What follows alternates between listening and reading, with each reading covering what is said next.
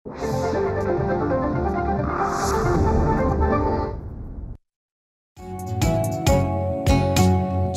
ग्राहक जागो, जागो जागो जागो, झाली नवी पहाट बघा हो. जागो ग्राहक जागो, करताना कुठलीही खरेदी नीट पारखून घ्या हो. जागो. जरी वाटले फसगत झाली सोडून देऊ नका हो. जाणा आपल्या अधिकारांना, कायद्यातल्या तरतुदींना,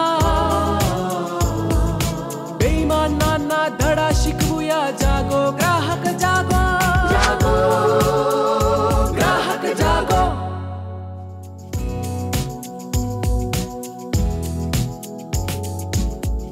नमस्कार. जागो ग्राहकच्या आजच्या भागात मी रश्मी आंबेडकर आपल्या सगळ्यांचं मनापासून स्वागत करते.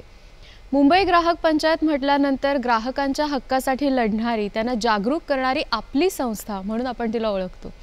हीच संस्था गुढीपाडव्याला म्हणजे उद्या 50व्या वर्षात पदार्पण करते आणि त्यासाठीच आपला हा खास कार्यक्रम पूर्वसंध्येला आपण आयोजित केलाय. मुंबई ग्राहक पंचायतीची सुवर्ण महोत्सवी वाटचाल. आणि आजच्या या अत्यंत आनंददायी चर्चेमध्ये कोण कोण सहभागी होत आहे त्यांची ओळख करून घेऊया.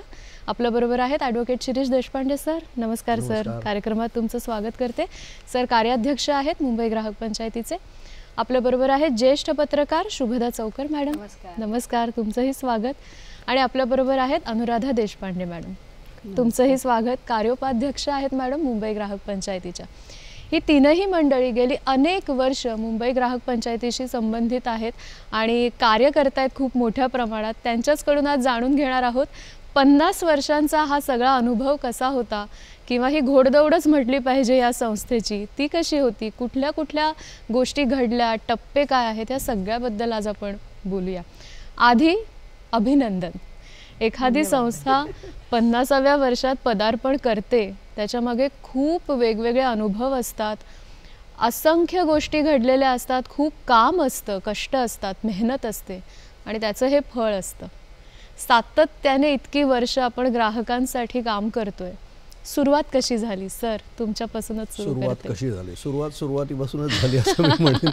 त्याआधी सर्वांना गुढीपाडव्याच्या निमित्ताने शुभेच्छा देतो. आणि मुंबई ग्राहक पंचायत एक म्हटलं तर आगळी वेगळी ग्राहक संस्था बऱ्याच असतात, पण एक गेल्या 49 वर्षावर जर का आपण दृष्टिक्षेप टाकला तर ही वेगवेगळ्या अंगांनी बहरलेली अशी भारतातली मी म्हणेन एकमेव ग्राहक संस्था असं म्हटलं तर चुकीचं ठरू नये. आता केव्हाही जेव्हा आपण 50-49 वर्ष मागे वळून बघतो तेव्हा प्रश्न साहजिक येतो की बाबा कशी सुरुवात झाली, नक्की काय झालं, ट्रिगर काय होता? ट्रिगर होता हा महागाईचा होता. आणि त्यावेळेला 74-75चा काळ जर का आज बऱ्याच प्रेक्षकांना आठवत असेल की महागाईचा काळ होता. महागाई होती, काळा बाजार होता, साठेबाजी होती, नफेखोरी होती. थोडक्यात म्हणजे ग्राहक चारी बाजूनी नाडला जात होता, त्याचं भरपूर शोषण होत होतं. आणि अशा वेळेला एक अस्वस्थ आत्मा बिंदू माधव जोशी, ग्राहक चळवळीचे प्रणेते, ह्यांच्या मनात सतत काय चाललं होतं की बाबा खरं म्हटलं तर ग्राहक हा अर्थव्यवस्थेचा राजा. संबंध अर्थव्यवस्था त्याच्याभोवती फिरते, ग्राहक नाही तर काही नाही. त्यामुळे ग्राहक हा राजा, पण त्याची परिस्थिती काय? त्याचं महत्त्वाचं कारण असं होतं की ग्राहक हा मुख्य म्हणजे संघटित नव्हता. त्याला त्याच्या हक्कांविषयी जाण नव्हती. त्याच्या शक्तीची, सुप्त शक्ती जी आहे ती त्याला जाणत नव्हती. त्याला कुठेतरी जागरूक करण्याची गरज होती. हे जागरूक करण्याचं काम आणि त्या ग्राहकांना संघटित करण्याचं काम कसं करता येईल हा विचार साधारण 73-74 बिंदू माधवांच्या डोक्यात सतत घोळत होता. आणि त्यांनी त्या काळात बऱ्याच बुद्धिवंतांशी, विचारवंतांशी, पत्रकारांशी चर्चा करून काय करता येईल असं करून शेवटी पुण्यात ही चळवळ सुरू झाली 74मध्ये. आणि त्याचं बीज मुंबईत रोवलं गेलं हे 1975ला गुढीपाडव्याच्या. ही जी त्रिमूर्ती होती म्हणजे जनक बिंदू माधव जोशी, त्याच्यानंतर आपले सगळ्यांचे महाराष्ट्राचे लाडके लोकप्रिय संगीतकार गायक सुधीर फडके आणि समाजसेवक मधुकरराव मंत्री, ही जी त्रयी होती, ह्या त्रयीनी हा संबंध मुंबई ग्राहक पंचायतीचं सुरुवात केली. आणि पाडव्याला 1975ला गुढीपाडव्याच्या मुहूर्तावर वाटप करून ही संस्था सुरू झाली आणि मग त्याच्यानंतर ही वेगवेगळ्या पद्धतीने फुलत गेली असं मी म्हणतो. बरं, पुढे कशी गेली, कोणती नवीन नवीन कार्य किंवा उपक्रम ह्याच्याशी जोडले गेले ह्याच्याबद्दल आपण बोलूयाच. पण आता तुम्ही उल्लेख केलात की वाटप सुरू झालं आणि मला वाटतं ही वितरण व्यवस्था ही मुंबई ग्राहक पंचायतीची एक स्वतंत्र अशी ठळक ओळख आहे, तर त्याच्याबद्दल जाणून घ्यायला आवडेल मॅडम. आत्ता देशपांडे सरांनी सांगितलं त्याप्रमाणे पुण्यात सुरुवात झाली 1974मध्ये. पुण्यात 265 संघसुद्धा सुरू झाले आणि त्याच सुमारास मधुकर मंत्री जे इथे मुंबईमध्ये खूप समाजकारणामध्ये ॲक्टिव्ह होते, त्यांच्या लक्षात आलं की मुंबईत सुद्धा खूप मोठ्या प्रमाणावर तेव्हा साठेबाजी सुरू होती. म्हणजे डालडाचे डबे काही व्यापाऱ्यांनी गाडून ठेवले होते आतमध्ये आणि नाही आहेत उपलब्ध असं ग्राहकांना सांगितलं जात होतं. त्यांना राग आला आणि मग त्यांनी रीतसर तक्रारी वगैरे करून ते डबे बाहेर आणले. आणि हे सगळं होत असताना त्यांना माहिती होतं बिंदुमाधव जोशींशी त्यांची मैत्री होती, त्यांचा संपर्क होता, बाबूजींशी त्यांचा संपर्क होता आणि मधुकर मंत्री सारखे पुण्याला त्या जेव्हा पुण्याची ग्राहक पंचायत घडत होती तेव्हा जात होते तिथे सभांना. त्यातनं त्यांना वाटलं की नाही मुंबईत सुद्धा ही चळवळ आली पाहिजे आणि आणली पाहिजे. सुधीर फडके साहजिकच मुंबई आणि पुणे दोन्हीकडे वावरणारे आणि त्याच्यामुळे सुधीर फडके आणि मधुमंत्री यांनी उचल खाली की नाही मुंबईत सुद्धा आपण ही मोठ्या प्रमाणावर चळवळ सुरू करूया. आणि म्हणून त्या पद्धतीने 1975मध्ये दादरला शिवाजी बागच्या स्काउट हॉलमध्ये एक सभा झाली आणि ज्या सभेतच मोठ्या प्रमाणावर संघ सुरू झाले. म्हणजे जवळजवळ 28 संघ त्या दादरच्या सभेत 1975मध्ये सुरू झाले आणि त्यांनी ठरवलं की गुढीपाडव्यापासून आपण आता वाटपाचा शुभारंभ करायचा. आणि ह्या 28 संघांमध्ये म्हणजे 25 जण एका संघात असे साधारण 28 संघ दादर माहीम भागामध्ये सगळे सुरू झाले होते.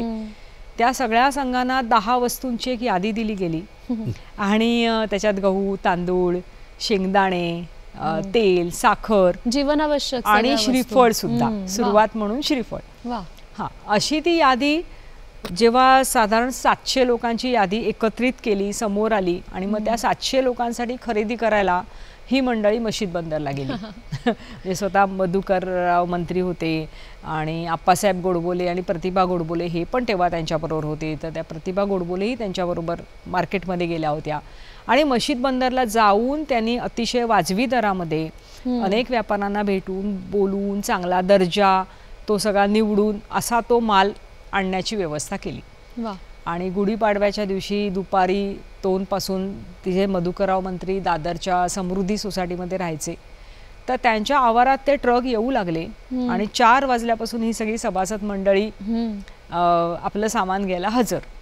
आणि तेव्हा वजनाचे मोठाले काटे वगैरे पण नव्हते या लोकांकडे. म्हणजे हे सगळं त्यांनी विविध संस्थेच्या अहवालांमध्ये आणि या सगळ्यामध्ये ज्या नोटिंग्स आहेत त्याच्यावरून तो काळ असा समोर उभा राहतो की त्यांच्याकडे मोठाले वजन काटे पण नव्हते. मग 1-1 किलोच्या काट्यावर त्यांनी वजन करत करत वाटप होईपर्यंत रात्रीचे 10 वाजले. बापरे. आणि मग ह्या सगळ्या मंडळींनाही प्रश्न पडला की आपण कार्यकर्ते म्हणून स्वयंसेवी पद्धतीने कुठलाही नफा नाही, आपला फायदा स्वतःचा नाही करायचा, निरलसपणे काम करायचं, ह्या ईर्षेने उतरलेली मंडळी पण जर दर महिन्याला असे रात्री 10-10 वाजेपर्यंत वाटप करायला लागले तर कसं काय व्हायचं असा विचार काय करावा पुढे. असं करत असताना दुसऱ्या दिवशी ह्या वाटपात सहभागी झालेली एक महिला आली आणि ती ह्या मंडळींना म्हणाली किती छान आहे हे वाटप, दर्जा तर चांगला आहेच पण वस्तू जास्त भरतायत. म्हणजे तिने त्या बाईंनी असं सांगितलं की दरवेळेला मी मार्केटमधून शेंगदाणे आणते किलोभर आणि ते माझ्या डब्यात भरते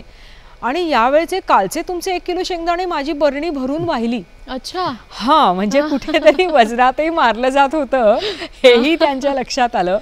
आणि बिंदुमाधव जोशींचं हेच स्वप्न होतं की दर्जावर नियंत्रण आलं पाहिजे, दरांवर भावावर नियंत्रण आलं पाहिजे आणि त्याचबरोबरीने वितरणावर नियंत्रण आलं पाहिजे, वाटप यंत्रणेवर पण नियंत्रण आलं पाहिजे ग्राहकांचं स्वतःचं, तरच ही चळवळ यशस्वी होईल. आणि ती यशाची पावती अशी पहिल्याच वाटपाला मिळाली म्हटल्यानंतर सगळ्यांना त्या कष्टांना आणखीन बळ आलं आणि मग ही सगळी चळवळ अशी वाटपाची पुढे सरकत गेली. ही पुढे सरकत गेली आणि आता त्याचं स्वरूप खूपच वेगळं आणि छान झालेलं आहे. हे वितरण हे संबंध ग्राहक संघ एक एक स्थापन करत गेलं आणि त्यामुळे ग्राहक संघ स्थापन करून संघटन करणं बरोबर. हे एक कौशल्य होतं. आणि मुळात ह्याचं जे सिक्रेट आहे 49 वर्ष आपण का वाटचाल करू शकलो यशस्वीपणे, की ग्राहकांना ग्राहक संघांच्या द्वारे संघटित करून त्यांची जी दैनंदिन गरज आहे ती सतत पुरवत राहायची. आणि त्यामुळे ग्राहक हा सतत कनेक्टेड राहिला मुंबई ग्राहक पंचायतीशी. आणि त्यामुळे हा 49 वर्षाचा जर का आपण प्रवास पाहिला की ग्राहक सतत आमच्याशी का निगडीत राहिला, कारण दर महिन्याला त्याची जी दैनंदिन गरज सामानाची ती आपण उत्तम पद्धतीने पूर्ण करू शकलो. असं मला या निमित्ताने देशपांडे मॅडमना विचारायचं आहे की हा सगळा काळ तर पुढे गेला आहे किंवा जात राहील, अजूनही त्याच्यात जोडली जातील मंडळी आणि त्याबद्दलची योजना काय आपण नंतर बोलणार आहोतच. पण कोविडच्या काळामध्ये या वितरण व्यवस्थेने जे सगळ्यांना बांधून ठेवलं आणि जो अनुभव दिला आहे तो खरंच म्हणजे इतका हृदय आहे, त्याच्याबद्दल काय सांगाल तुम्ही? कोविडचा काळ हा सगळ्यात कसोटीचा काळ होता. बाहेर सगळा सुनसुनाट, दुकानं बंद, मॉल बंद, भाज्या मिळत नाहीत, आपण घराच्या बाहेर पडू शकत नाही. ह्या सगळ्या परिस्थितीत पोट कुठे सुटलेलं नव्हतं, त्या तर गरजा आपल्याला भागायला हव्याच होत्या. मग आम्ही काय केलं, त्याच्यातून एक मार्ग असा काढला की आपण फक्त म्हणजे जो आमच्या मागणी पत्रकात एरवी 100 वस्तू असतात त्याच्यातल्या जीवनावश्यक, पण तेवढ्या सगळ्या वस्तू न देताना आपल्याला लिमिटेड वस्तू पण त्या त्यांची रोजची स्वयंपाकाची गरज भागवणारी देता येतील का याच्यावरती आमची चर्चा झाली. आणि मग आम्ही फॅमिली बास्केट अशी एक संकल्पना राबवली की ज्याच्यामध्ये 11 वस्तू त्याच्यामध्ये आम्ही दिलेल्या होत्या. म्हणजे मग त्याच्यामध्ये गहू तांदूळ होते, साखर होती, तेल होतं, चहा होता, मीठ होतं, की ह्या अगदी बेसिक गोष्टी आहेत अगदी की, आणि 1-2 कडधान्य वगैरे अशी, की काय होतं की एवढं तरी वरण भात तर आपण घरामध्ये खाऊ शकू. बरोबर. आणि त्या ह्याला अतिशय उत्तम प्रतिसाद मिळाला. आता त्याच्यामध्ये परत गोंधळ असा होता की आपले कर्मचारी नाहीत, कारण ते येऊच शकत नव्हते. मुंबई ग्राहक पंचायतीने त्याच्यासाठी मग त्या कर्मचाऱ्यांच्या नेणे आणण्याची व्यवस्था केली. BSTला आपण आवाहन केलं, त्यांनी BSTच्या बसेस आपल्याला दिल्या, आपण त्यांचं पूर्णपणाने त्यांचे सगळे आपण पैसे भरून त्यांचं ने आण केलं.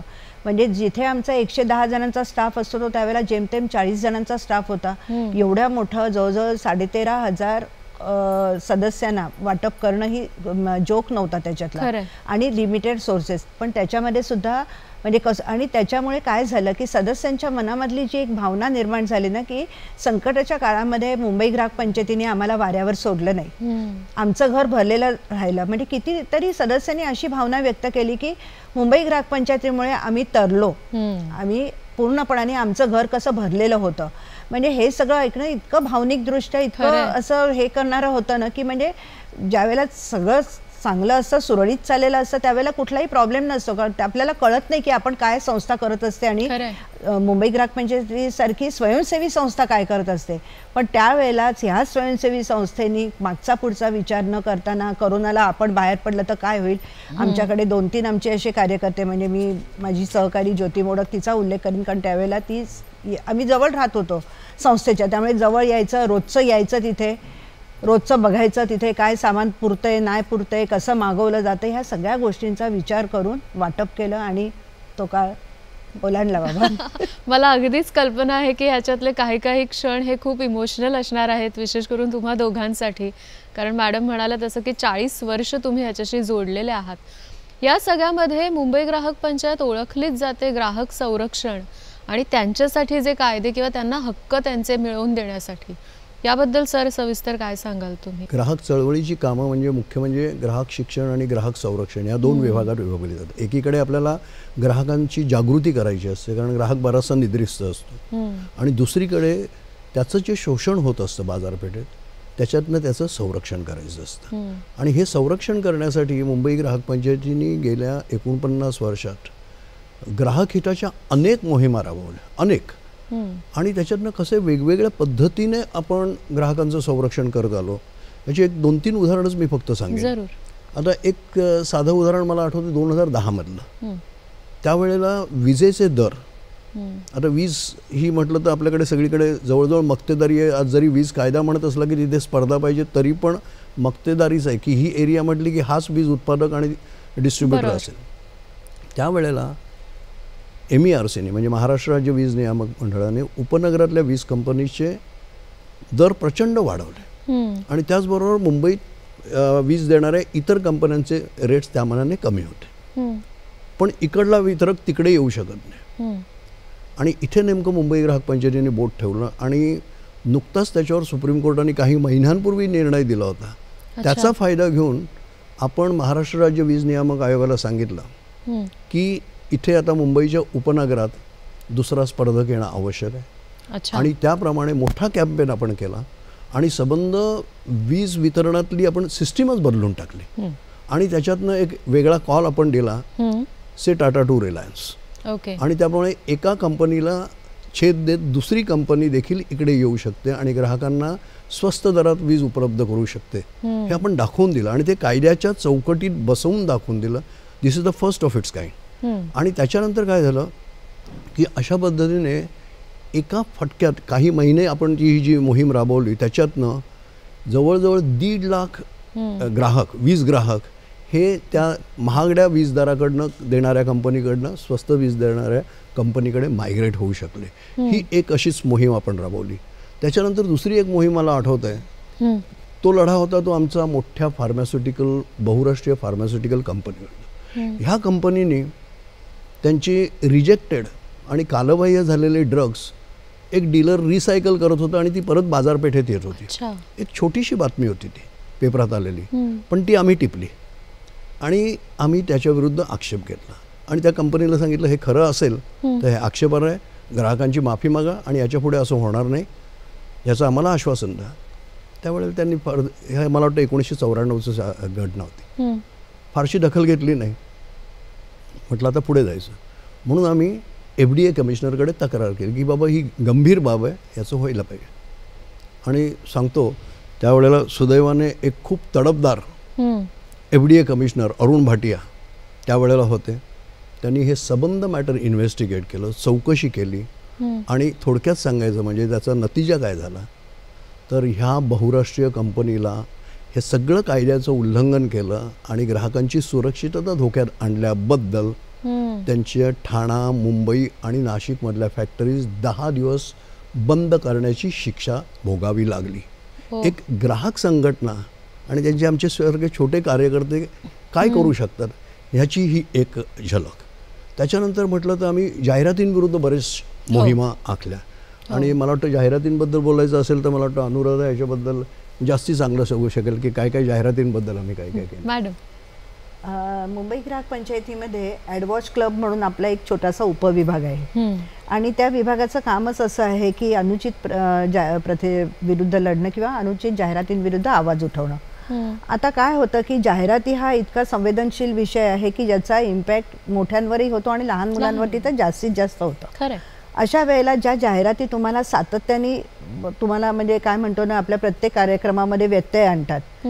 जाहिरात हवी नको आहे असं नाहीच आहे, कारण आपल्या उत्पादनाची जास्तीत जास्त माहिती लोकांपर्यंत पोहोचवण्यासाठी जाहिरातीची गरज आहे. पण जाहिराती ज्या वेळेला मर्यादांचं उल्लंघन करतात त्यावेळेला त्या आक्षेपार्ह ठरतात. अशा ह्या आक्षेपार्ह जाहिरातींविरुद्ध फार मोठी कॅम्पेन आम्ही त्यावेळेला केली होती आणि त्यावेळेला महिला स्पेशल नुकतीच सुरू झालेली होती आणि ज्या त्या जाहिराती होत्या त्यांच्या मी काही कॅटेगरीज तयार केल्या होत्या की म्हणजे ती जाहिराती कुठल्या कुठल्या होत्या. आज आपले सगळे डोळे सरावलेत, कान सरावलेत, आपल्याला काही त्याची आपल्या संवेदना कमी झाल्यात आणि आपण यूज झालो आहेत त्यांना. पण तो जो कालखंड होता परत तोच 95, 96, 97चा कालखंड. त्यावेळेला सॅनिटरी नॅपकिन्सच्या जाहिराती, तुमच्या कंडोमच्या जाहिराती, मद्याच्या जाहिराती, सिगरेट गुटख्याच्या जाहिराती, नुसतं थैमान घातलं होतं. आणि मुलांच्यामध्ये ह्या जाहिरातींबद्दल एक वेगळ्या प्रकारची एक किळस म्हणतो ना तशी निर्माण झालेली होती. मग ह्या जाहिराती बंद करायला पाहिजे तर कुठे जायला पाहिजे. मग त्याच्याविरुद्ध जनमत म्हणजे मुंबई ग्राहक पंचायतीने आजपर्यंत बऱ्याचशा ज्या मोहिमा राबवल्या त्या जनहिताच्या रेट्याने आणि जनतेला बरोबर घेऊन आपण ही कॅम्पेन केली. त्यावेळेला जवळजवळ 3000 सह्या आम्ही गोळा केल्या होत्या. महिला स्पेशलमधनं आमच्या सगळ्या कार्यकर्त्या जाऊन जाऊन सह्या घेत होत्या आणि मग ह्या सह्या घेऊन आम्ही त्यावेळेला दिल्लीला गेलो. त्यावेळेचे माहिती आणि नभोवाणी मंत्री होते, त्यांना त्या सह्या सादर केल्या त्यावेळेला आणि त्याच जाहिराती बंद करण्याची आणि बऱ्याचशा जाहिराती त्याच्यानंतर बंद झाल्या. अशा अनेक जाहिराती आम्ही म्हणजे एवढी मोठी. त्याच्यानंतर एक आत्तासुद्धा तो विषय गुटख्याचा चर्चेला जातोय. आत्ताही गुटखा म्हटलं की शासन म्हणतं की त्याच्यावरती बंदी किंवा जाहिरातींवर बंदी आहे, तरी त्या होत राहतात. त्यावेळेला शासनाने एक अतिशय उत्तम पाऊल उचललेलं होतं आणि ते म्हणजे त्यांनी टास्क फोर्सची निर्मिती केली होती आणि त्यावेळेला आपण त्याला नाव दिलं होतं त्या कॅम्पेनला गुटखा मुक्ती संग्राम. आणि बरोबर त्यावेळेला आपण अशाच परत 1 लाख सह्या मुलांच्या सह्या, शाळकरी मुलांच्या सह्या आपण राष्ट्रपतींना पाठवल्या. आणि त्याच्यावरती मग मागणी केली आणि मग त्याच्यानंतर बरंच झालं, म्हणजे बरंच रामायण सांगण्यात आता वेळ जाईल याच्यातनं, पण त्या जाहिरातींवरती बंदी आणावी ही मागणी आपली शासनाने पण मान्य केली. म्हणजे कसं आहे ना की आपला दृष्टिकोन असा पाहिजे त्याच्यातून की जेणेकरून या जाहिरातींचा जो परिणाम समाजावर होतोय त्याच्यासाठी जनमत एकत्र करायचं आणि ती कॅम्पेन करायची, त्यांना सहभागी करून घ्यायचं त्याच्यात. आणि ज्यावेळेला जनता सहभागी होते, ग्राहक सहभागी होते, तेव्हा त्याला नक्की यश मिळतं.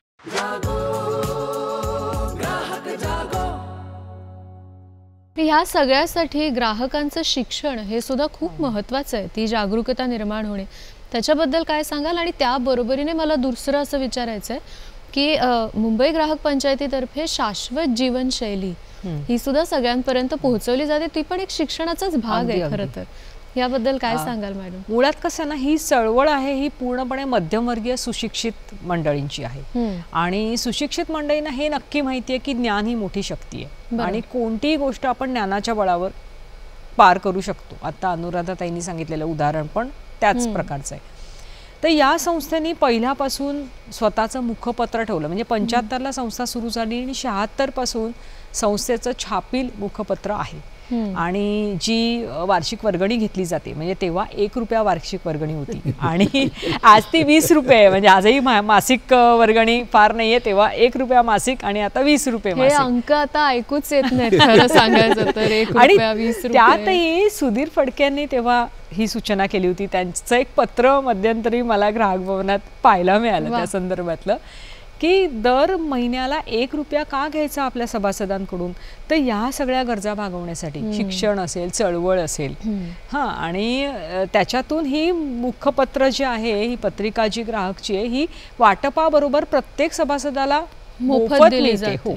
आणि तेव्हापासून आजपर्यंत मधल्या काळामध्ये त्याची नावं बदलत गेली काही वेळा रजिस्ट्रेशनसाठी, पण मुखपत्र आहे. आणि त्या मुखपत्रामधून किती गोष्टींची माहिती, म्हणजे संस्था काय करते, संस्थेचे असे वेगवेगळे आता सांगितले तसे मोहिमा असतील, विभागांची कामं असतील, आणि त्याबरोबरीने ग्राहक शिक्षण. मग त्या ग्राहक शिक्षणात काय काय, तर आता सरांनी जे उदाहरण दिलं ना, त्याच्या मुळात काय आहे, तर विजेचं बिल येतं, आपल्याला कळतं का हो सगळ्यांना, वाचता येतं का ते बिल, की काय त्याच्यात नेमकं बघायचं. खरंय. तर विजेचं बिल कसं वाचावं, भेसळ कोणत्या कोणत्या प्रकारची होते म्हणून आपण सावध राहिलं पाहिजे, दुधाची असेल, मसाल्याच्या पदार्थांमधली असेल, किंवा हळद तिखटाची असेल, ही कशी ओळखायची, पासून ते चोखंदळ खरेदी कशी करायची, तेल, आपण खाद्यतेलाबद्दल आता जागरूक झालेलो, तर कोणतं खाद्यतेल वापरायचं, ते कसं वापरायचं, असे अनेक विषय या पत्रिकेतून सतत तेव्हापासून आजपर्यंत वाचायला मिळत आहेत. बरोबर. म्हणजे डॉक्टर कमला सोनी, मोठ्या वैज्ञानिक, त्यांचं सुद्धा सदर होतं या मासिकामध्ये. हो, मालती कारवारकर आहेत, अलीकडच्या काळामध्ये डॉक्टर बाळ फोंडके आहेत, मानसी राजाध्यक्ष आहेत, किंवा गेल्या वर्षभर मिलेट्सचं होतं. तर मिलेट्स म्हणजे काय, ती का खायची, ती कशी खायची, त्याचा फायदा काय, अशा अनेक विषयांवर ग्राहकांचं सतत प्रबोधन होत गेलं या मासिकातून. एक दुसरं म्हणजे सेन्सिटायझेशन. आपल्याला ना संवेदनशीलता लोकांमध्ये सतत जागरूक ठेवावी लागते, अगदी या जाहिरातींच्या विरोधात असेल किंवा वेगवेगळ्या विषयांच्या बद्दल असेल, की ग्राहकांना वाटलं पाहिजे की ह्या विषय पण माझा आहे, मला भिडणार आहे, माझ्या कुटुंबाशी निगडित आहे, तर त्याचं असेल. थोडी ग्राहकांची सामिलकी असेल, त्यासाठी सुद्धा या मासिकांमधून मध्ये मध्ये स्पर्धा, आवाहनं, म्हणजे अलीकडे आपण पर्यावरणाबद्दल जागरूक झालेलो, तर माझी पर्यावरणीय कृती कोणती जी मी नित्यनेमाने करतो आणि करते, अशी पण मध्ये आम्ही एक स्पर्धा घेतली होती. असं काही ना काही या पत्रिकेतून सतत दर महिन्याला सातत्याने सुरू असतं. हा एक ग्राहक शिक्षणाचा भाग झाला. पण त्याबरोबरीने या संस्थेत पहिल्यापासून ग्राहक शिक्षण यालाही अग्रक्रम इतका राहिलेला आहे की जिथे संधी मिळेल तिथे ग्राहकांचं प्रबोधन करत राहायचं. मग अगदी सोसायटी, या सोसायट्यांमध्ये जाऊन असेल, काही मंडळं असतील, महिला मंडळं असतील, विविध कार्यालयं असतील, त्या कार्यालयांमध्ये जाऊन अधूनमधून कार्यक्रम करायचे की तुम्ही चांगले, चोखंदळ आणि जबाबदार आणि संवेदनशील ग्राहक कसे व्हाल आणि व्हायला पाहिजे. शाळांमधला कंझ्युमर क्लब हा एक खूप मोठा महत्वाचा उपक्रम आहे आणि ती राज्य शासनाची योजना होती की शाळांमध्ये आपण कंझ्युमर क्लब करूया. आणि त्यावेळेला ललिता कुलकर्णी आणि त्यांच्या पाठोपाठ अनुराधा नरसाळे या दोघींनी हे शिक्षणाचं काम इतकं व्यापकपणे छान सुरू ठेवलं, तर 50 शाळांमध्ये कन्झ्युमर क्लब होते आणि ते आजपर्यंत आहेत. आज अगदी म्हणजे कोविडच्या अगोदरपर्यंत दर महिन्याला शाळांमध्ये जाऊन आपले काही कार्यकर्ते शाळेच्या मुलांना विविध विषय शिकवतात. म्हणजे त्याच्यात तुम्ही कुठलाही खाद्यपदार्थ मुलं पटकन घेतात पॅकेट वाण्याकडे जाऊन, तर त्या पॅकेटवरचं जे लेबल असतं ते काय काय असतं त्या लेबलवर ते वाचा, ते जाणून घ्या की आपल्या पोटात काय जात आहे. पासून ते वजन मापं कशी असतात, कोणती असतात, ती का बघायची काटेकोरपणे. आणि अलीकडच्या काळात तर आपण मुलांना सुद्धा ऑनलाईन व्यवहार कसे करायचे हे सुद्धा सांगतो. कारण घरोघरी आपण बघतो ना की आजी आजोबा घरी असतील आणि मुलं आहेत, तर साहजिकच आजी आजोबा त्या लहान मुलांना सांगतात की अरे तू हे जरा मागव किंवा मला मदत कर. बरोबर. तर त्याच्यामुळे तेही मुलांना माहिती पाहिजे ना आजच्या. तर अशा पद्धतीने ग्राहक शिक्षणाचा पण एक खूप चांगला प्रयोग सततच ग्राहक पंचायती सुरू असतो आणि विविध कार्यकर्ते याच्यासाठी पुढाकार घेऊन काम करतात. मध्यंतरी आमच्या वसुंधरा देवदाराने खूप छान खेळ विकसित केला होता, सापशिडी, आरोग्याची सापशिडी. काय खाल्लं म्हणजे वर जाल चिडीनी आणि काय खाल्लं म्हणजे सापाच्या तोंडातून खाली याल. म्हणजे सहजपणे मुलांना हो ना तो एक चॉईस करता येणं की मी काय घ्यायचंय, काय स्वीकारायचंय, काय नाही. नंतर आणखीन एक खूप महत्त्वाची गोष्ट म्हणजे 1985 मध्ये लोकसत्ताने या संस्थेच्या कार्यकर्त्यांना विचारलं की तुम्ही एवढं सगळं छान काम करताय, साप्ताहिक सदर लिहाल का. हां, तर तेव्हाचे कार्यकर्ते हो म्हणून मोकळे झाले. पण सदर लिहिणार कोण, तसे प्रशिक्षित लेखक काही नव्हते. पण कसं असतं ना, उर्मी असली, विषय पक्का माहिती असला की शब्दांची साथ मिळत जाते. अगदी खरं. आणि त्यातनं ललिता कुलकर्णींनी सुरुवातीला पेललं हे सगळं आव्हान आणि मग अनेक जण त्यांना सहभागी होत गेले. हे दोघं सुद्धा होते त्या सदरात. तेव्हा मी लोकसत्तात होते आणि तिथून बघत होते या सगळ्या सदराकडे. कारण 1985 ते 2005. ग्रेट. आणि मी कार्यकर्ती म्हणून 10 वर्ष असले ना तरी मी 1978 पासून या संस्थेची सभासद आहे. त्यामुळे बालग्राहक असल्यापासून हे बघत आलेली आहे. आणि थोडं काही ना काही एक घरगुती काम पण की वाटप यायचं त्याच्या आधी पुढे तुम्ही स्वतः बरोबरच संस्था कशी मोठी होत गेली हे सुद्धा तुम्ही बघितलेलं आहे नाही का.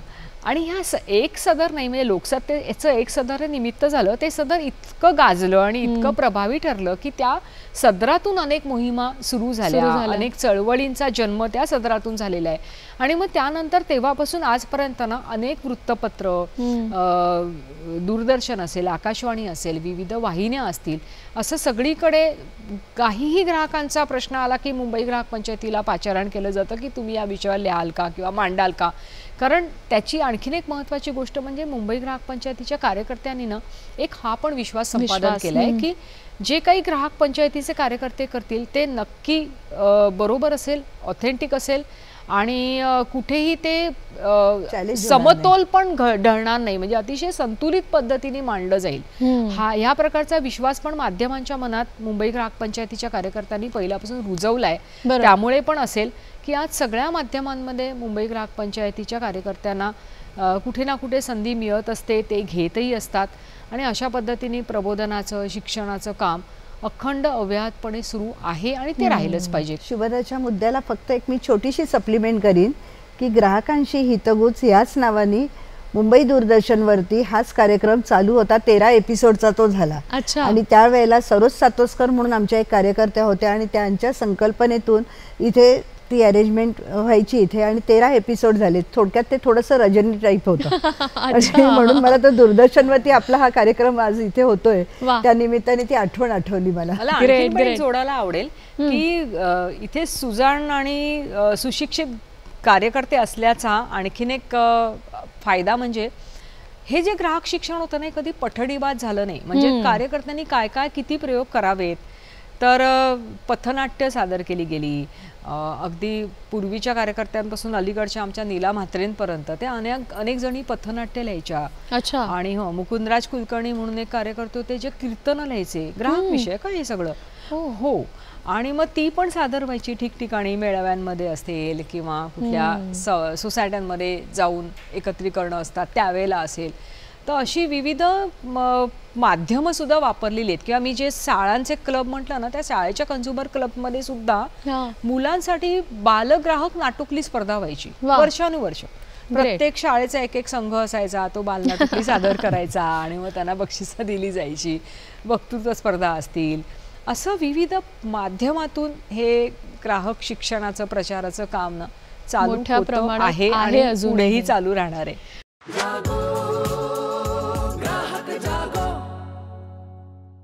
कायद्यांबद्दल विचार करताना ते कशा पद्धतीचे असावेत, असले पाहिजेत, असणाऱ्या कायद्यांमध्ये काय बदल असले पाहिजेत, हे सगळं मला वाटतं ह्याच अनुभवातनं आपल्याला मिळत जातं. हे जे निरीक्षण आहेत त्यात बरोबर. काय सांगाल सर? मुळात आम्ही हे अनुभवातनं शिकत गेलो आणि मुंबई ग्राहक पंचायतीची एक सुरुवातीपासूनची एक विचारसरणी होती की बऱ्याचशा गोष्टी आपल्याला प्रत्येक वैयक्तिक ग्राहकाच्या तक्रारी सोडवणं वगैरे इथपर्यंत ठीक आहे, पण त्याला आपण किती पुरं पडणार. बरोबर. तर त्यामुळे सिस्टीम करेक्शन म्हणून कुठल्या गोष्टी संबंध सिस्टीमच करेक्ट केली तर त्याचा लाभ सगळ्या ग्राहकांना मिळतो.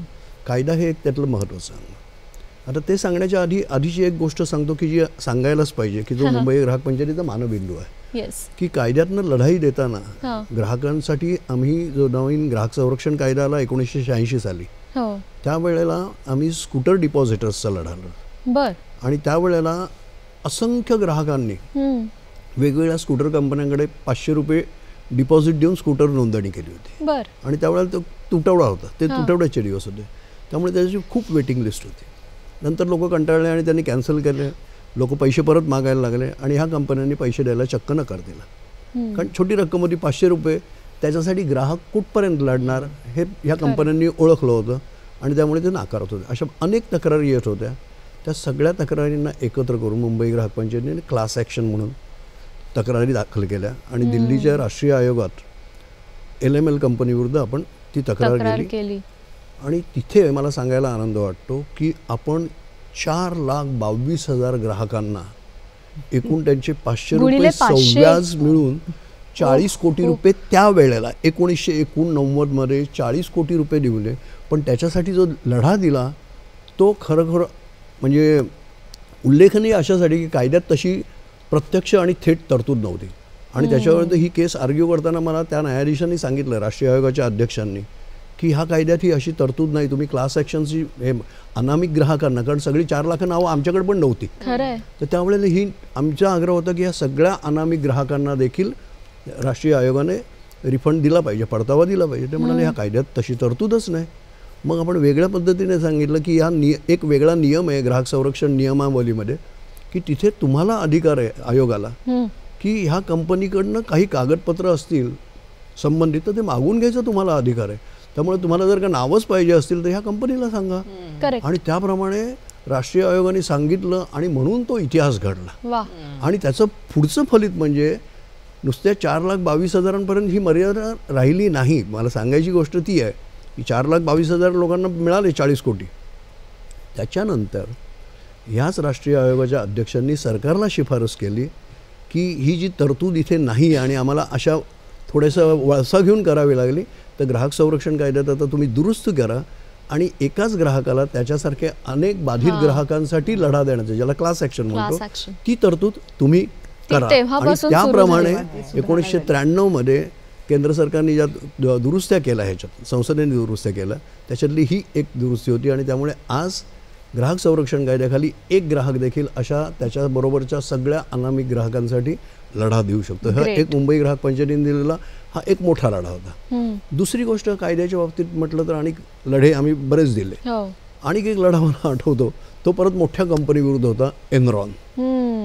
एनरॉन विरुद्ध पण असंच लढा दिला. एनरॉन महाराष्ट्रात येऊ घातली होती आणि त्यावेळेला त्यांनी सजेशन्स ऑब्जेक्शन्स मागवल्या. आम्ही जेव्हा त्या सजेशन्स ऑब्जेक्शनसाठी सांगितलं की तुम्ही जो करार करू इच्छिता महाराष्ट्र सरकारबरोबर त्याचे कागदपत्र आम्हाला द्या, त्यामुळे तुम्हाला कळणार नाहीत ते आणि ते कॉन्फिडेन्शियल आहेत. त्याच्यावरनं वाद निर्माण झाला की ग्राहकांसाठीच तुम्ही जर का करणारी ही वीज निर्माण करणार आणि त्याचा करार काय होतोय, त्याच्या अटी शर्ती काय आहेत हे आम्हाला कळलं नाही तर आम्ही आक्षेप काय घेणार. करेक्ट. त्यामुळे आम्ही उच्च न्यायालयात जनहित याचिका टाकली आणि एनरॉनच्या तर्फे दिग्गज वकील सगळे उभे राहिले आणि मुंबई ग्राहक पंचायतीतर्फे आज मला सांगायला खूप अभिमान आणि आनंद वाटतोय, धनंजय चंद्रचूड जे आज भारताचे सरन्यायाधीश आहेत, त्यांनी मुंबई ग्राहक पंचायतीची बाजू मांडली आणि निर्णय अर्थात आमच्या बाजूने झाला. एनरॉनला झुकावं लागलं. एनरॉननी जे डॉक्युमेंट कॉन्फिडेन्शियल म्हणून ग्राहकांपासून लपवून ठेवायचा प्रयत्न केला होता ते ग्राहक पंचायतीच्या कार्यकर्त्यांना दाखवा आणि मग त्यांचे ऑब्जेक्शन्स विचारात घ्या, असं करून. म्हणजे जिथे आपण काय आहे जागल्याची भूमिका घेतो, एक लक्षात घ्या, मुंबई ग्राहक पंचायत ही जागल्याची भूमिका घेऊन ग्राहकांवर कुठे कुठे अन्याय होत असेल तर तिथे आपल्या परीने शक्ती करून लावून कायद्याचा योग्य तो वापर करून मग हे करतो. आता ह्याच्यातला आणखी एक मला सांगायला निश्चित आनंद वाटेल की ह्याची उदाहरणं कशी, ग्राहक संरक्षण कायदा झाला, त्याच्यानंतर रेरा कायदा आला.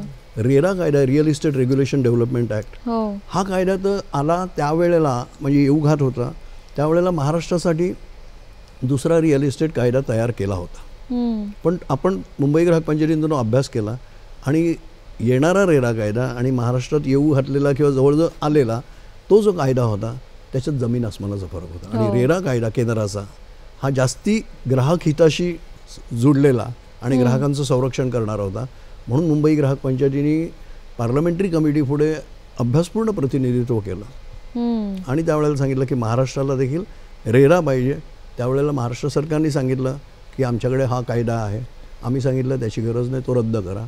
पार्लमेंटरी कमिटीने मुद्द्यांवर गुणवत्तेवर आमचं म्हणणं मान्य केलं आणि शेवटी आता इतिहास जो आहे तो सर्वांसमोर आहे की महाराष्ट्राला देखील रेरा कायदा लागू झाला आणि तो कायदा ज्या दिवशी अंमलात आला 1 मे 2016 त्या दिवशी महाराष्ट्राचा रिअल इस्टेट कायदा होता तो रद्द झाला. त्यामुळे म्हणजे कायदे बनवणं, कायदे बदलणं, बघणं, ग्राहकांचं संरक्षण जास्तीत जास्त प्रभावीपणे कुठे होऊ शकेल याच्यासाठी आम्ही डोळ्यात तेल घालून वावरत असतो आणि सुदैवाने पाठबळ सगळं मिळत असतं आणि चांगलं काम करण्यासाठी मला वाटतं वरचा देखील आपल्या बरोबर असतो. अगदी खरं. कुठलाही कायदा झाल्यानंतर ना तो प्रभावी केव्हा होतो जेव्हा तो वापरला जातो. एक्झॅक्टली. तर तेही ग्राहक पंचायतीने सतत बऱ्याच वेळा इव्हन ग्राहक संरक्षण कायदा आल्यानंतर देखील काही वर्षांनी 5 वर्षानंतर काय झालं की सगळे पहिले मेंबर्स नेमले होते, अध्यक्ष नेमले होते, ते रिटायर झाले, नेमणुकाच होईना आणि ग्राहक न्यायालयच ठप्प होली. त्यावेळेला परत आम्हाला जनहित याचिका करावी लागली हायकोर्टात, तिथे जाऊन परत मग ही ग्राहक न्यायालय सुरुवात करणं ही अशी म्हणजे 49 वर्षाचा कालावधी मगाशी तुम्ही म्हणाला तसा छान वगैरे असतो पण तो लढतीचा असतो, खूप अडचणी आणि सतत संघर्ष. पण त्याचबरोबर आमच्या संस्थापक सदस्यांनी एक गोष्ट आम्हाला सतत सांगितलेली आणि मनावर बिंबवलेली, कुठलाही संघर्ष करताना तो सनदशीर मार्गाने करायचा, विध्वंस कुठलाही करायचा नाही. आणि त्यामुळे आणखी एक आपण जी मोहीम राबवली ती म्हणजे सार्वजनिक क्षेत्रातल्या अत्यावश्यक सेवांमध्ये जे संप व्हायचे त्याच्याबद्दल मुंबई ग्राहक पंचायत नेहमीच ठामपणे उभी राहिली की तिथे ग्राहक बेठीस धरला जायचा, की तिथे ग्राहक बेठीस धरून मग म्युन्सिपल कर्मचारी त्यांच्या मागण्या मान्य करणार, रिक्षा टॅक्सीवाले दरवाढ करून घेणार, रेल्वेचे कर्मचारी त्यांचे दरवाढ करून घेणार, अशा पद्धतीनं आणि त्याच्याविरुद्ध आपण ठाम उभं राहिलो. आणि आता तुम्ही जर का पाहिलं तर ते संपाचे दिवस जवळजवळ बरेचसे संपलेले. या सगळ्यामध्ये जसे ग्राहकांसाठी जे कायदे आहेत, ग्राहकांचं शिक्षण आहे, तसं ग्राहकांमधून व्यावसायिक घडवणं हे सुद्धा खूप महत्त्वाचं आहे आणि मला वाटतं आपल्या पंचायत पेठा तेच काम करतात. अनुराधा मॅडम काय सांगाल याच्याबद्दल की या पेठांबद्दल? हे सुद्धा एक वैशिष्ट्य आहे मुंबई ग्राहक पंचायतीचं, त्यांच्या पंचायत पेठा. पंचायत पेठांचं आता जवळजवळ म्हणजे संस्था आपली स्थापन झाली 75 साली, 78 सालापासून पेठा सुरू झाल्या. त्याचंही असंच एक जसं छोटंसं पहिलं वाटप सुरू झालं तशी एक छोटीशी पहिली पेठ सुरू झाली. त्यावेळेचा आमच्या संस्थापक सदस्या प्रतिभाताई गोडबोले त्यांच्या एक असं मनात आलं की ही मंडळी सारखी मार्केटमध्ये फिरायची वाटपाच्या निमित्ताने खरेदी करायला. एकदा अशी वेळ आली की आपण पर्यावरणाचं भान ठेवतो, त्यामुळे पर्यावरणाचं आपल्याकडे काय आहे की वाटप व्यवस्थेमध्ये आपलं गहू तांदूळ साखर जे ज्याच्यातून दिलं जातं ते कापडी पिशव्यातून दिलं जातं. आता त्या कापडी पिशव्यांचं कापड शोधण्यासाठी मंडळी मार्केटमध्ये जेव्हा फिरत होती तेव्हा त्यांच्या मनात असं आलं की अरे हे सगळं आपण देतोय पण बाकीच्या ज्या गोष्टी ज्या असतात की ज्या आपल्या कडधान्यातल्या नसतात पण त्या गरजेच्या असतात, या वस्तू आपल्याला कशा देता येतील, कसं देता येईल, सदस्यांच्या पर्यंत पोहोचता येईल. मग एक डोक्यामध्ये विचार आला की आपण एक साडी पेठ म्हणता येणार नाही, त्यावेळेला पेठ हा शब्दही नव्हता, आपण घाऊक बाजारातून खरेदी करायची आणि किरकोळींनी द्यायची पण त्याची मागणी घ्यायची आधी.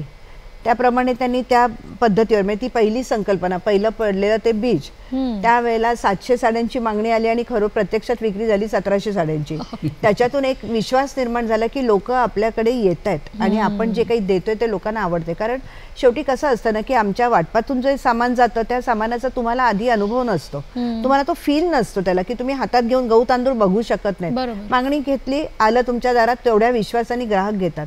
पण काही गोष्टी अशा असतात की ज्या तुम्हाला अनुभवानेच त्याला स्पर्श, त्याचं बघणं, त्याचा पोत बघणं त्याच्यासाठी आवश्यक असतात. या संकल्पनेतून पेठ सुरू झाली. आज सांगायला आनंद वाटतो की आज 45 वर्ष झाल्यानंतर आमच्या पेठांची व्याप्ती, आज संबंध वर्षभर पेठा चालतात. 11 पेठा ह्या वर्षामध्ये झाल्या. आज 15 कोटींची उलाढाल झाली. ह्याच्यातलं एक सांगायची महत्त्वाची गोष्ट अशी असते की आपली संस्था जी आहे ती पूर्णपणाने स्वयंसेवी संस्था आहे. बाहेर कुठलीही सरकारी मदतीवरती ती अवलंबून नाही आहे. जे काही आहे ते आम्ही सदस्यांच्या जीवावरच सगळ्या गोष्टी करत असतो. त्याच्यातला जो तरी पण शेवटी ॲडमिनिस्ट्रेटिव्ह खर्च असतोच आपल्याला. बरोबर. एवढ्या आता ह्या ज्या सगळ्या मोहिमा सांगितल्या किंवा न्यायालयीन लढे सांगितले ह्याच्यासाठी येणारा खर्च असतो, स्टाफ असतो आपला सगळा. मग हे उत्पन्नाचा स्रोत कुठला? तर पंचायत पेठांच्यातून मिळणारं जे 2% उत्पन्न असतं सगळ्या उलाढालीवरचं, ते ह्या चळवळीसाठी कामाला येतं. त्यामुळे संस्थेचा जवळजवळ 20 ते 25% आर्थिक भार या पेठांचा उपक्रम उचलतो. परत ह्याच्यामध्ये तुम्ही विचारलात प्रश्न तसा किती उद्योजक उभे राहतात किंवा उद्योजकांना काय वाटतं, तर ह्याच्यामध्ये परिस्थिती अशी असते की हा जो इथे येणारा जो उद्योजक असतो ना तो अतिशय छोटासा असतो की त्या कोणा गरजेपोटी म्हणजे अक्षरशः हातावरचं पोट आपण म्हणावं तशा परिस्थितीतला असतात. पण उत्पादनं चांगली असतात, पण त्याला दुकान घेण्याची त्याच्याकडे ताकद नसते, नोकरवर्ग तो ठेवू शकत नाही. मग त्यांना ह्या अशा पेठा आधारस्तंभ वाटतात. 5 दिवस, 8 दिवस, 7 दिवस येतात आपल्याकडे, विक्री करतात. आणि हळूहळू आज अशी परिस्थिती निर्माण झालेली आहे की आज मुंबई ग्राहक पंचायतीच्या पेठांमध्ये स्थान मिळणं हा ह्या आमच्या विक्रेत्यांना सुद्धा एक अतिशय USP झाल्यासारखा झालेला आहे. ग्राहक अतिशय विश्वासाने येतात कारण त्यांना माहिती असतं की इथे आल्यानंतर आणि इथून जाणारा ग्राहक जो आहे तो केवळ माल खरेदी करून जात नाही, तर इथून एक विश्वास घेऊन बाहेर जातो. तो एक विश्वास आपण एक संपादन केलेला आहे ह्याच्यातून. तर त्यामुळे पंचायत पेठांचं हे जे प्रारूप आहे हे आणखीन मागणीत वाढते. आज कितीही बाजारामध्ये इतर व्यवसाय जरी उभे राहिले तरी आपल्याकडची जी विश्वासार्हता आहे आणि उचित प्रथांचा वापर करून केलेला प्रथा व्यवसाय, इथे तुम्हाला सगळी बंधनं विक्रेत्यांवर असतात की सरकारी कर चुकवायचा नाही, कुठेही पावती दिल्याशिवाय व्यवहार करायचा नाही, एक्सचेंज ऑफर्स नाही, रिटर्न पॉलिसी आपली मजबूत आहे त्याच्यातली.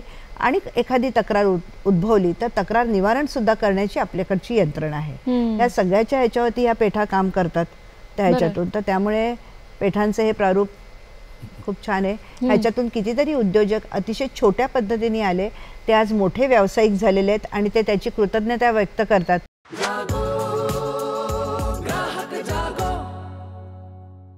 या सगळ्यामध्ये उद्योजक घडवणं असेल, शिक्षण आहे, ही बीजं पेरलेली अशी छान आता त्याचे वृक्ष झालेत आपण बोलतोय. हा वृक्ष फक्त भारतापुरता मर्यादित राहिला नाही, त्याने सीमा पार केलेल्या आहेत. तर आंतरराष्ट्रीय स्तरावरचं जे काम आहे त्याच्याबद्दल सर काय सांगाल? त्याच्यात मी सांगेन आता गेली 30 वर्ष म्हणजे 1994 पासून आपण आंतरराष्ट्रीय स्तरावर काम करायला लागलो. आंतरराष्ट्रीय स्तरावर जी ग्राहकांची संघटना आहे कन्झ्युमर्स इंटरनॅशनल, त्याचं मी संचालक पदावर गेलो 2011 मध्ये. आणि ती मला खूप छान संधी मिळाली की त्यामुळे युनायटेड नेशन्सच्या संपर्कात आपण आलो. आणि त्यावेळेला मी एक विचार मांडला की युनायटेड नेशन्सच्या ज्या गाईडलाईन्स आहेत कन्झ्युमर प्रोटेक्शनच्या, ग्राहक संरक्षणाच्या ज्या हे आहेत 1985 सालच्या होत्या, त्याच्यात सुधारणा होणं आवश्यक आहे. हा मुद्दा घेऊन मी तिथे लावून धरला. आणि 1912 ते 1915 2012 ते 2015 ह्या काळामध्ये कन्झ्युमर्स इंटरनॅशनल आणि युनायटेड नेशन्स या दोघांबरोबर आम्ही हा मुद्दा सतत लावून धरला. शुभरा पण त्यावेळेला माझ्याबरोबर होती, वर्षा राऊत ही माझी दुसरी सहकारी ती पण होती. अशा पद्धतीने आम्ही तिकडे हे लावून धरलं. आणि मला सांगायला आनंद वाटतो की जागतिक स्तरावरच्या ज्या ग्राहक संरक्षणाच्या मार्गदर्शक सूचना आहेत त्याच्यात आपण बदल घडवून आणू शकलो. आणि इतकंच नाही तर ह्या सूचनांची सगळ्या देशात अंमलबजावणी होते की नाही हे बघण्यासाठी एक कायमस्वरूपी देखरेख यंत्रणा हवी, ही अशी आपली सूचना होती. त्याला खूप विरोध झाला इतर देशांकडनं, पण तरी पण शेवटी आपण ते अचीव केलं. आणि आता 2016 पासून दरवर्षी युनायटेड नेशन्सच्या ज्या व्यापार आणि विकास परिषद म्हणून अंगटाड म्हणून जी आहे त्यांची दरवर्षी जिनिवाला वार्षिक परिषद भरते ग्राहक संरक्षणाची, आणि तिथे हा संबंध आढावा घेतला जातो. इतकंच नाही तर थोडक्यात आणि काही सांगेन की फिजीसारख्या चिमुकल्या देशात ग्राहक संरक्षण कायदा कसा करावा हे सांगण्यासाठी देखील युरोपियन युनियनतर्फे मला निमंत्रण आलं आणि त्याच्यासाठी आपण कायदा तयार करून दिला. झिम्बाब्वेमध्ये मगाशी मी म्हटलं त्याप्रमाणे आपली जी वितरण व्यवस्था आहे त्याचं रेप्लिका झाला. अशा पद्धतीने आंतरराष्ट्रीय स्तरावर देखील आज मुंबई ग्राहक पंचायतीने आपलं असं स्थान निश्चित निर्माण केलेलं आहे असं मी सांगेन. खरं तर मुंबई ग्राहक पंचायतीवर आपण अजून खूप बोलू शकू, पण आता खरंच वेळ संपत आले तर मी तुम्हाला दोघींना विचारणार आहे की एखादी संस्था 50 वर्ष जेव्हा चालते किंवा आता 50व्या वर्षात ती पदार्पण करते, आव्हानं तर असणार आहेतच, पण नवे उपक्रम काही या वर्षात आहेत? मॅडम तुम्ही काय सांगाल? आणि जाता जाता चौकर मॅडम मी तुम्हाला विचार. एक उपक्रम मला सांगायला आवडेल की जो आता सुवर्ण महोत्सवी वर्षामध्येच आपण त्याची सुरुवात करतोय, तो म्हणजे असं की आज मुंबई आणि आसपास बऱ्याचशा इमारती पुनर्विकासासाठी म्हणून गेल्या आणि त्यामुळे तिथे असणारे आमचे संघ बंद पडले. अशा वेळेला त्या मेंबर्सना मुंबई ग्राहक पंचायतीशी तर अटॅच राहायचंच आहे, त्यांचं सामान त्यांना हवं आहे, पण ते विस्कळीत झालेले आहेत आता. तर त्यांच्यासाठी एक आपण योजना सुरू केलेली आहे आणि त्या अशा विस्कळीत मंडळींचा आपण एक 2 संघ आत्ता तयार झालेले आहेत.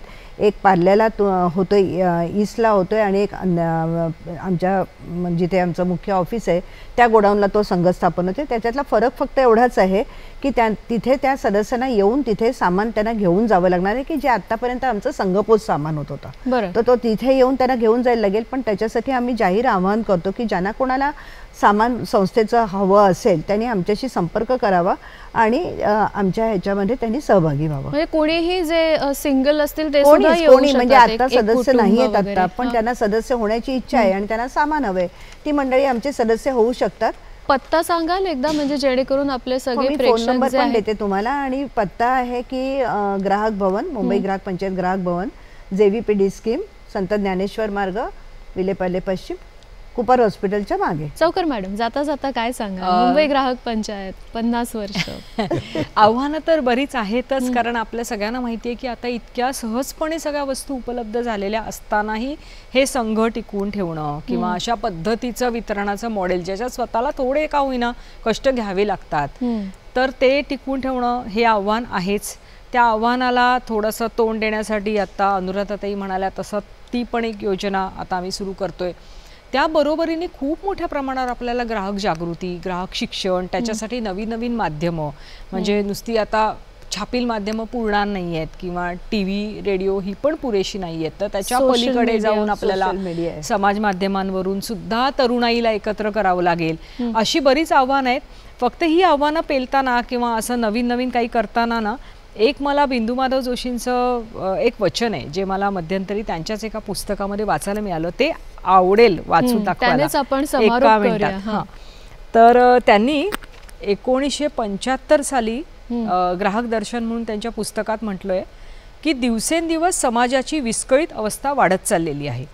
परस्परांचा स्नेह, सहकार्य, सहजीवन या गोष्टी लुप्त होत चाललेल्या आहेत. ते परत आणायचे असतील तर परस्परावलंबन हवे, तरच समाज एकत्र राहील आणि ग्राहक संघ ही योजना त्यासाठी आहे.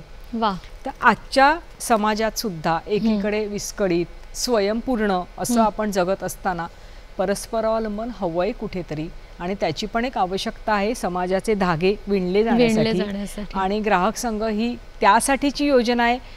हे सुद्धा आपल्याला पुढच्या पिढीला सुद्धा तेवढ्याच जोरकसपणे समजावून सांगावं लागणार आहे. एक्झॅक्टली ज्या पद्धतीने मुंबई ग्राहक पंचायत कार्य करते ते बघता ही वीण कधीच सैल होणार नाही याची खात्री बाळगायला काहीच हरकत नाही.